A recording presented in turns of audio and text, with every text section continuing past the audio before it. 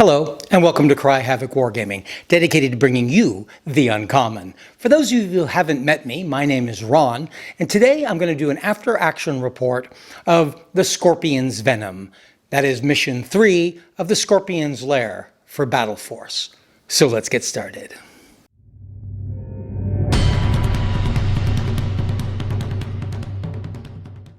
In past missions, we have managed to chase after the Red Scorpion. He's escaped from a military prison in Jalalabad. We have chased him into a industrial complex in Afghanistan on the outskirts of Jalalabad. In the process, we have killed a lot of his supporters, but he keeps slipping away.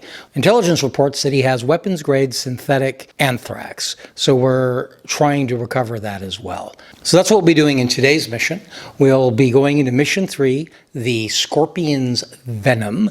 We'll be using the solo rules as presented within opposing force.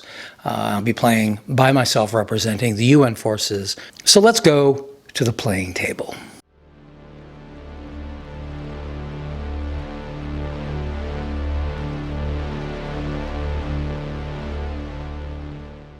So here's the table for Mission 3, the Serpent's Venom. October 21st, 2002, 0100 hours. The battle rages on in the Hazar Shazi Industrial Park. UN intel reports indicate the Red Scorpion has taken possession of 2 containers of biological agents and plans to transport one of the containers to an unknown location near the Pakistan border. Sitrep. Ally intelligence has gathered information regarding the biological poison that is now in the possession of the Red Scorpion. It appears it is a synthetic form of anthrax, and translated transcripts of communications between the Red Scorpion and a yet-to-be-identified operative indicate one of 2 shipments are scheduled to be transported this morning at 0800 hours. The container is currently being stored within the Hazar Shazi Industrial Park. Allied commanders want that container identified and secured. This will be Delta forces again at $750 worth of figures. I've added a couple extra guys, one with a auto shotgun and the other with a under-barrel grenade launcher, against $1 million for the terrorists, who now have an additional 3 figures armed with submachine guns, militiamen. The setup of the game, because we have the terrorist documents from early on, we do know the location of the anthrax, and that is within the safe house building here. So we have to secure that building. The terrorists are distributed around the town, endeavoring to preserve that building. The UN gets to attack from anywhere within, it's supposed to be 12 inches from the board edge. I'm using a smallish table, and pretty quickly that became overwhelming. So I've instead gone with a 6-inch and then decided to attack from just here. So here you see the 7 men that make up the UN forces coming in from behind those vehicles with an attempt to take the safe house from its side door there. This turn, the game is 8 turns long. The Americans automatically begin with the initiative. And so much like I did last time, my intention is not to do a play-by-play. Instead, what I'll do is I'll recount what's occurred during the turn at the end of each turn. So it's the action phase of the first turn. The figure here has moved over to the side and now has a line of sight on one of the guys right here. The Americans have moved up from their positions behind the vehicles, coming up to this wall, coming up to the Habib building, and then coming into this location when they get spotted by the fellow on the hill there, and we go to the action phase. The action started, of course, with them, and that fellow is going to try to shoot. That fellow is Nadir Saheed. Well, we came to the end of the first turn. There's been some shooting back and forth this way. The man on the corner of that building was taken out. They've been alerted to our presence. They've been coming forward to attack us. Terrorist in here moved up to this window but was taken out. Unfortunately, as a surprise reaction move, I didn't even know this was possible on the defense tactic cards, a sniper appeared in the tower just here. Just successfully wounded and hamstrung Corporal Roger Dunn just here by the market. So that was less than wonderful news. We go to the initiative phase for the next turn. The UN forces assessed. The other side did as well, but didn't do it first. Terrorists have 7 to 11. So the UN maintain initiative, and we go into turn 2. So that was turn 2. Things have gone pretty badly. Page was just killed. Commander Reese is badly injured. He's severely wounded, which means he's incapacitated now.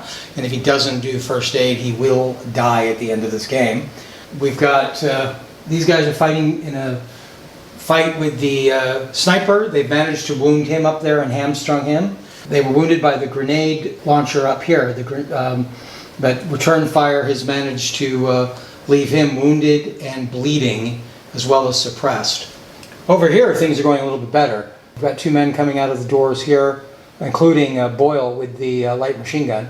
And we've managed to drop a number of these men. This one's badly wounded, but still there. He is like the one on the top. He is wounded and bleeding and suppressed. He's also prone now. This fellow has been out of action. The gentleman in the window over here is who killed them. And we have terrorists coming out the side door. So things are going pretty bad as we go into turn 3. Nobody assessed that particular turn, so I have an 8. It is tied. But I'm going to go ahead and put all of the American money down on this. This is important. Hopefully we won't have a tie again. This way we will keep the initiative. And we go into turn 3. Reese is still over here. The new guy with his combat shotgun, that is Page. Page has come forward, doing really well. He's managed to drop one of their new guys. He's holding up the attack over here. Red Scorpion has come out of the building and is getting ready to make his off the board. He's still got a lot of support to cover his retreat. So that brings us to the end of turn 3. Things are going a little rough on our side, on the UN. Things are going a little rough on both sides, actually. Where the action really seems to have turned is over to the main street of town. We've managed to take out most of the defense here. We've just dropped the fellow here with a grenade, leaving only one badly wounded, bleeding out soldier up here who hasn't managed to hit anybody. As we're approaching here with Prophet, Boyle, and Cruz and Dunn. I had it backwards. They're coming around the front here. The sniper's moving down after them, but they're kind of leaving him off the field. Unfortunately, these two are, one of them is hamstrung, so they're moving at a slow speed. But we're making an advance towards the safe house where the anthrax is being hid. So we'll roll for initiative for turn 4. That's going to be a 9 for the UN. Nobody assessed that turn, and only a 3 for them. So again, initiative stays with the UN, and we go into turn 4. Well, things are going pretty rough here, but we're moving our way forward. Over on this flank, the terrorists have come forward. They have suppressed Page, pushed him back. We've taken out the man that was up in this window upstairs. The RPG on the roof has fired down, wounded and suppressed Prophet, and wounded and hamstrung Boyle. So that's a little rough. But we're still moving forward. Bloody fight. And so again, nobody assessed, so we'll roll initiative. It is 10 for the UN and 6 for the terrorists. So advantage still goes to the UN as we go into... I forgot to mention, the Red Scorpion actually made it off the table. But now we're going into turn 5. Well, things are not going well for anybody. Over on this front here, the terrorists have managed to take out the new guy. They're moving forward along the side. The only person defending this flank is a severely wounded, and so far, likely to die at the end of this game, Captain Reese. Captain Reese has been fatally wounded. I mean, he'd used his field pack trying to save himself, and he's failed that. On this flank, we just saw Dunn dropped by the sniper. The sniper was dropped by Boyle with the light machine gun. That's not actually Boyle. I forgot Boyle died. This is Boyle's replacement, whose name is Brian Dallas. Brian Dallas has dropped the sniper, and Prophet there dropped the grenadist. So things are still going on this front, and there's not a lot in this building right now. So we probably are going to be able to take this, but it's It's been very bloody, very costly. And now we roll, again, nobody assessed. It's 14-7. So the UN go into turn 6 with initiative. So turn 5 went very, very quickly. Reese managed to fire and drive this guy back, wound him and drive him back. The other fellows come forward, hasn't managed to hit him. But this is going badly. The good thing about this is it's kept these guys down here who should have been defending the safe house. The safe house, on the other hand, Prophet's already in there. Dallas is about to go on in. They're already searching the place. They've searched once already but haven't found anything. But they're getting all the much closer. We're going to go ahead and roll for initiative. And again, it goes to the UN. So the UN has initiative on turn 6. Well, turn 6, another man's been dropped. There's one terrorist left. The chemicals, the anthrax has been found. The UN is racing through the safe house to come to the rescue of Captain Reese. He's got this one guy shooting at him. He's severely wounded. He needs health care, and he needs it quick. I don't even know if it's possible for them to get there quick enough to save him and keep him for the next game.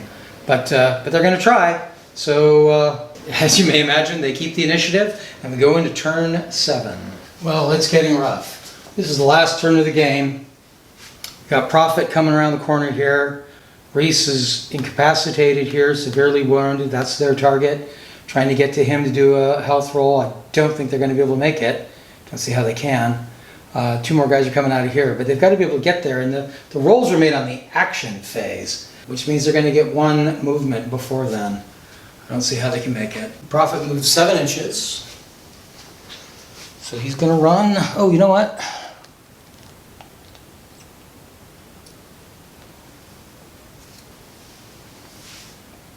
Yep, didn't make it. Prophet's going to watch him bleed out.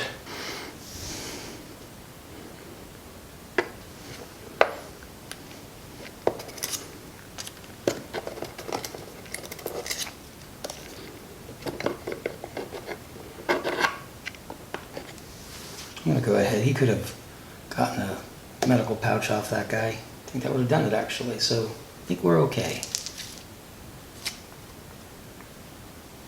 So I think that's it. We haven't searched any bodies. We've been too busy just looking for the stuff. I'm going to imagine that it's not clear what they mean by incapacitated. I'm going to allow him to have drug himself over there and gotten the medical pouch off of him and use that after to try to bind his wounds, which he rolled. So he's okay. He's all right. He's going to make it. Wow, every single UN soldier was wounded. But the terrorists were all killed except for the Red Scorpion, who got off the board and remained to fight another day. Luckily, one of the containers of the anthrax has been captured. Well, there you have it. Very, very bloody affair. On the Taliban side, all of the terrorists were killed except for the Red Scorpion, who did manage to slip off. They did lose a container of the anthrax that was recovered by the UN forces. The UN forces took pretty strong casualties themselves. In fact, everybody in their detachment was either wounded or killed. Amongst the wounded, we have the captain himself, Captain Reese Wade, Staff Sergeant Dallas, the hero and Sergeant Prophet, who also saved Captain Wade. He probably deserves a medal for that. And Corporal Cruz. Counted amongst the dead are Corporal Duncan and the 2 new guys, Corporal Starr and Corporal Page. All of them gave their lives in defense of their country. So it's an unfortunate circumstance, but we will have to go on without them. Bloody, bloody battle. But the anthrax was recovered. Now, point-wise, the UN forces received 7 points from this battle, and the terrorists have 1. I can't give you a running total for the entire campaign because I've got to go back and watch the first one and find out who got what points in that first one and add them to the rest of my totals. But I'll do that before we do the 4th episode. Fun game. I did not know that a sniper could appear on the solo cards. That was a surprise to me. I think that was a really nice addition, and he was very effective. He managed to wound 2 of the characters and led to the captain almost being killed. So miserable condition because of an unexpected sniper pushing the balance in the favor of the terrorists. So that was Scorpion's Venom. If you have any comments or notice things I did wrong or have things you'd like to share or are interested in the game, go ahead and put that in the comments down below. If you have any further ideas for content you'd like to see us present here on Cry Havoc Wargaming, please include that down in the comments below as well. If you've enjoyed this video and got something out of it, I hope you'll hit like. And if you would like to receive notifications for videos like this or other wargaming videos that will help you decide how to use your money and time in your wargaming hobby, then please subscribe. Until next time, cheers.